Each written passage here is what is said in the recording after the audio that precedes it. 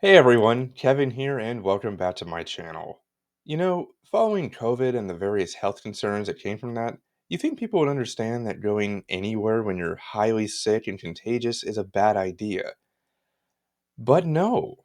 Basically, the Lawrence County school system in Nashville, Tennessee has just decided that a doctor's note no longer qualifies a student for an excused absence.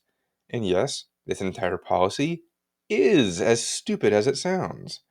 And I've been meaning to cover this topic for a while now, but I constantly got sidetracked and never really got around to it until today, because this happened at the start of the school year a few months ago. But basically, the district is promoting this policy on the basis of improving attendance records because truancy has apparently become a severe problem over the last couple of years, with it ranging somewhere between 14 and 22%. And I'm not surprised, since schools are rarely safe or conducive learning environments for the kids these days, much less teachers.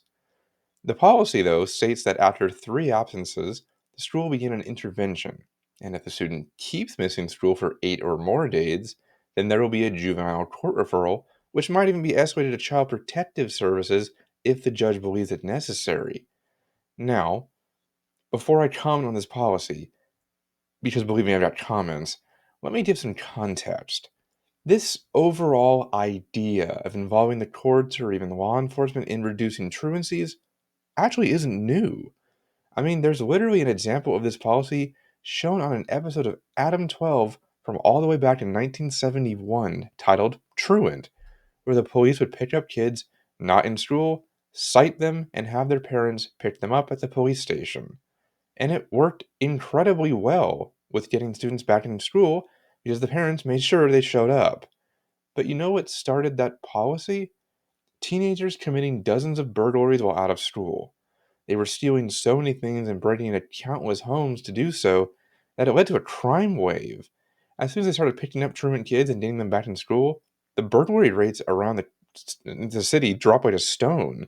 It was a really successful program, actually. But that's not what this is.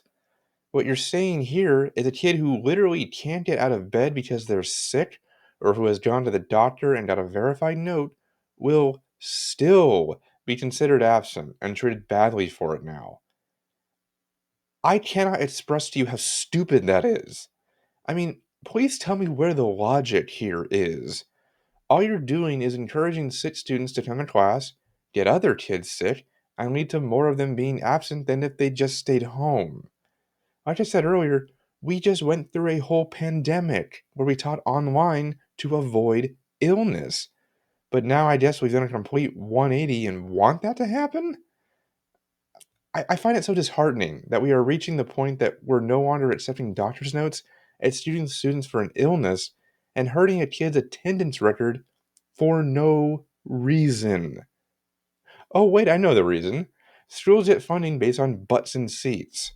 They get less money when kids are absent and are apparently willing to involve juvenile court and put something on their record just because you want more money. It's not like they're out there committing crimes like in Adam 12. They've got the flu, for heaven's sake. Oh, and their director of schools, Michael Adkins, even said, and I quote, "If you have the sniffles, that is fine. You're going to have them when you go to work one day. We have all gone to work sick and hurt and beat up." Not only is that a ridiculous argument in the first place, but all you're doing is teaching the students that giving of yourself to the point that you should go into school when you're really sick or in pain is the norm that they should be striving for, which is so absurd that I can't help but laugh at it. You're literally gaslighting children into thinking that being sick is somehow their fault and that they should suck it up and deal with it. Teaching kids discipline is one thing. Teaching them to ignore their physical and mental health for the sake of your funding and their future careers is diabolical. But you want to know what's even funnier than all of that? This is exactly what teachers have had to deal with for years. We get treated the exact same way, gaslighted into not taking time off when we're sick, and get harshly judged for when we do. We get told that we must not care about the kids if we leave them with a substitute, or something akin to that. I mean, it's a ridiculous idea, and I find it hysterical that one of probably the top 10 reasons why teachers are leaving is now being applied to these students too? Even when we're already suffering from declining enrollment on that end as more families choose alternative options for their children, like private, religious schools, or even homeschooling. This will not solve anyone's attendance records. All it will do is further alienate parents and students who feel forced to send their kids to school even when it isn't better for their lasting health. Not only is that the opposite of what school supposedly exists for, but I also can't imagine these policies being successfully enforced with any juvenile court unless there was an extenuating circumstance like neglect, abuse, or criminal behavior. I guess in the end, my question remains, what actually constitutes an excused absence now?